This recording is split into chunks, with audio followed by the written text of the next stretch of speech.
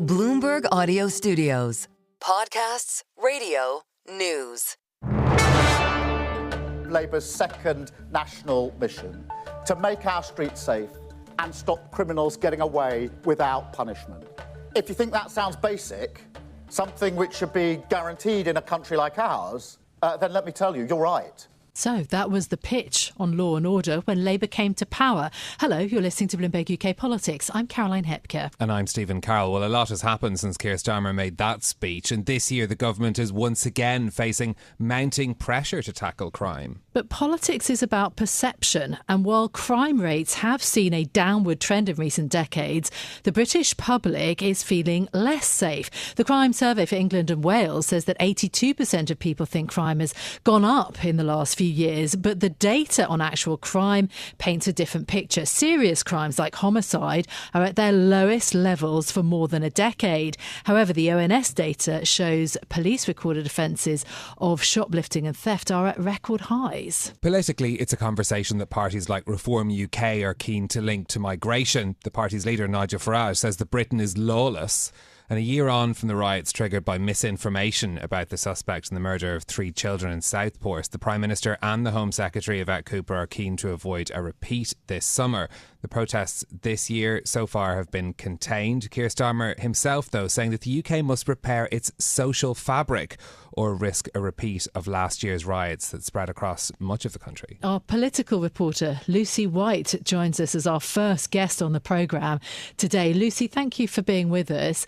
Labour's manifesto pledge was about community policing, cracking down on antisocial behaviour, tough penalties for offenders.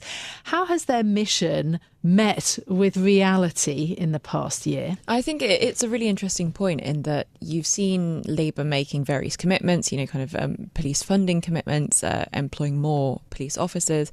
But at the same time, you're kind of met with this perception issue that everything is going wrong, essentially, and that there's very little that Labour has been able to do that's actually cut through that messaging yet.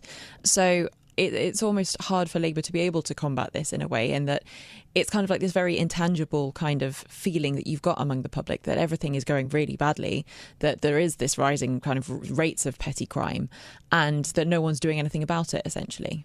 Well, what do we know about what Labour is saying they're doing about it, or perhaps the upcoming initiatives that they are looking at in this area?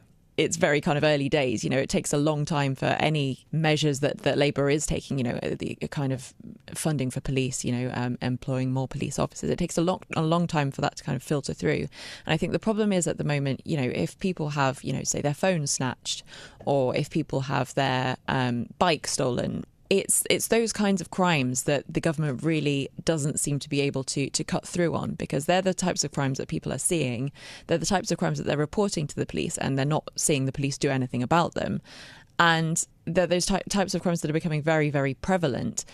And I don't think Labour has really kind of thought of an issue or is in communication with the police on a method, I suppose, to kind of tackle those really petty crimes that aren't necessarily, the worst thing that's going to happen in anyone's lives, but are the sorts of things that everyone has a story about, and just saying, this happened to my friend or this happened to me, and no one did anything about it. What influence is Reform UK having on the conversation? It is a very, very big issue at the moment that Labour are having this kind of challenge from Reform. So obviously we've got members of Parliament in recess at the moment. They're all taking their summer break. And Reform has really hit the ground, filling that gap in the news with its 6-week campaign on crime. Reform is essentially trying to say that this rise in kind of petty crime that people are seeing, that people are feeling, is linked to immigration. Obviously, over the last few years, we've seen a huge rise in immigration. Most of that, I should say, has been legal immigration, people coming here to work or people coming here as students. But Reform are really trying to capitalise on the fact that there is a rise in both of these things, and it doesn't necessarily equal a correlation between the two things for most people, but they're essentially trying to plant the seed of that idea in most people's heads, because obviously we've seen Reform being hugely outspoken against migration. OK, Lucy White, our political reporter, thanks very much for joining us for that briefing. I want to turn now, though, to Shabnam Chaudhri, former Detective Superintendent in the Metropolitan Police, the first Muslim woman to serve in that role, and currently chair of the London Advisory Board for the anti-Muslim hate charity Tell Mama. Shabnam Chaudhri, welcome to the programme. I wanted to start with this question of perception that we've been talking about with Lucy. You know, the data tells us the long-term trend is downward in the most serious crimes, but as Lucy was saying, that question of petty crimes and things people have experienced does seem to be more prevalent in people's minds. How would you characterise Britain's challenges with law and order at the moment? I think Lucy makes a really good point in terms of a perception, because actually the public perception is actually their reality. And I think that is one of the real difficulties. No matter how many statistics you throw at the public, what they perceive to be, problematic in communities is actually their reality. So you can throw all sorts of, legislation at them, introduce new types of things to them. But if that's what they see, and the points that she was making about low-level crime, which is not being addressed or being investigated, they are the kind of things that matter to the public, to the general public. And whilst their, homicide is down, of course that's important. But when it's something that affects local businesses, local communities, you've got, antisocial behaviour, people riding their bikes and on pavements, e-scooters, stealing mobile phones, all of those kinds of things, which are really difficult for policing to investigate because of the resourcing issue, because of the recruitment and retention issues, are what will make the public think that your statistics don't matter to me because this is what I actually see for myself. What do you think is driving the uptick in shoplifting and fare dodging and petty crime, and how can the government get a handle on that? As you say, is it all about resourcing? Is it about priorities? What should the government be doing? Well, first of all, shoplifting, drugs, for example, some of antisocial behaviour elements are not priorities within policing. Violence against women and girls, knife crime and robberies, burglaries, these are all seen as priorities. So when you're dealing with crimes that affect the communities, they're not on the forefront of the mind of the leadership within policing in order to be able to reduce that. Resourcing is definitely an issue. You've had severe cuts over the last decade. And when you look at neighbourhood policing, this was a core part of policing where you've got neighbourhood officers out on the front line, policing their communities, knowing what's going on, knowing who the criminals are, knowing the local community, getting information and getting intelligence. And that has been an issue. And I know that Labour have talked about increasing neighbourhoods by 13,000, so additional police community support officers and special constables on the front line. But actually, they're not going to be there permanently. PCSOs don't go and make arrests as such.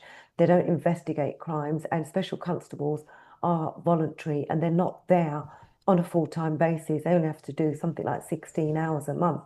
So you don't have that consistency. So I think that is going to be a real issue. When you look at small businesses, they employ security staff who are restricted in terms of what they can and what they can't do. They can't do the hands-on because then they'll be liable to assault or, some form of arrest themselves. And I was in the co-op not so long ago, two separate occasions. On one occasion, a guy rode in on an e-scooter with a basket. This is no word of a lie. He filled up his basket and rode out, and not one person batted an eyelid. Okay, if that is on the petty crime side of things and the priority for policing is on the more serious crimes, perhaps as it should be, the government has pledged to halve violence against women and girls, and there's expected to be a report coming out in the coming weeks. How is it doing a year into tackling an immensely challenging part of policing? Well, I think the biggest challenge they've got is to suggest that they're going to halve it. And I'm not sure that that is a doable challenge for them, because when you look at violence against women and girls, I think it's makes up 20% of violence crime. That's what the National Police Chief Council say. So they've made some changes in legislation with regards to prolific offenders. They're now going to be investigating crimes as if they were dealing with counter-terrorism or organised criminal networks. So they're throwing more resources at it. Forces now, also what they're doing is, rather than have local police officers in local community safety teams or safeguarding teams, they're now having a national picture on it. So they will target the top 100 prolific offenders who are higher risk offenders. And then they'll also I think it's, is it Sarah's law, where they can actually inform victims, potential victims, that they are in a relationship with somebody that's got previous convictions. So there is a lot going on, but there is certainly not enough. And I think that it's going to take a long time for them to actually even get to half. There will be some reductions without a doubt. But is this a question of policing just needing more money, more resources at a time when, we're endlessly told about all of the budgetary challenges the government faces? Is this an organisational issue within how policing is being prioritised, or is it simply there's just not enough money going into it? I think they need more money. They've talked about the closure of police stations, for example, across London, which is going to be a real issue. But the footfall within police stations will have been reduced. So there would have been a lot of research done on that, but they'll use funding from that. They need more funding. If you want to keep police officers within policing, you've got to increase their wages, because police wages have gone down significantly in the last few years. Their yearly increase doesn't match what's going on with the economy and, the rising prices of mortgages, the cost of living, housing, all that sort of thing. It's right now, it's like a revolving door. As you get one police officer in, you've got 5 police officers leaving, and you've got a severe lack of experience within policing, because police officers have got between 2 and 5 years service. That's within an entire team of officers. And then they're being supervised and managed by officers that have got something like 5 years themselves.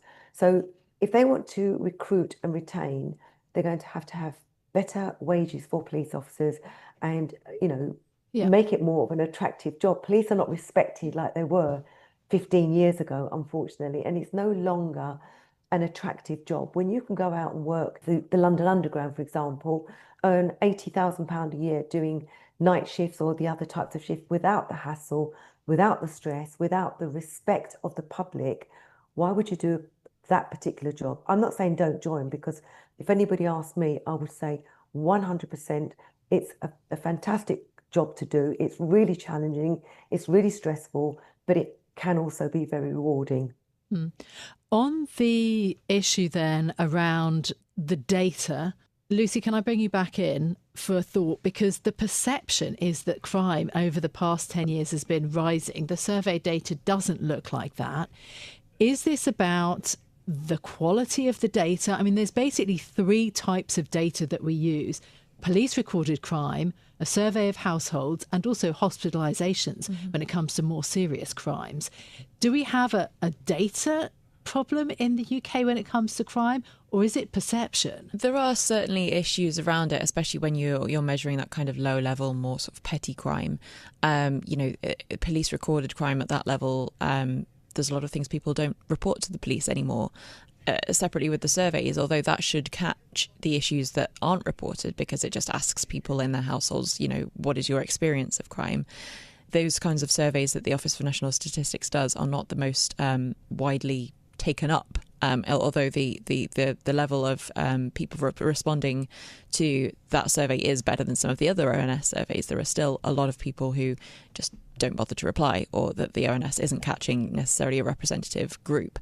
So there definitely are issues around the data, but that's the same in every country as well. And I think it's hard to say, the UK is particularly worse at this than anyone else is. OK, Lucy, thank you very much for joining us, our political reporter Lucy White, and to Shabnam Chaudhri as well, former Detective Superintendent in the Metropolitan Police. Thank you to you both for contributing to this conversation. That's it from us for today. If you like the programme, don't forget to subscribe and give it 5 stars so other people can find it on Apple Podcasts, Spotify, or wherever you listen. This episode was produced by Freddy, Foulston and Rose Henderson. Our audio engineer was Andrew Gavin. I'm Caroline Hepker. And I'm Stephen Carroll. We'll be back with more next week. This is Bloomberg.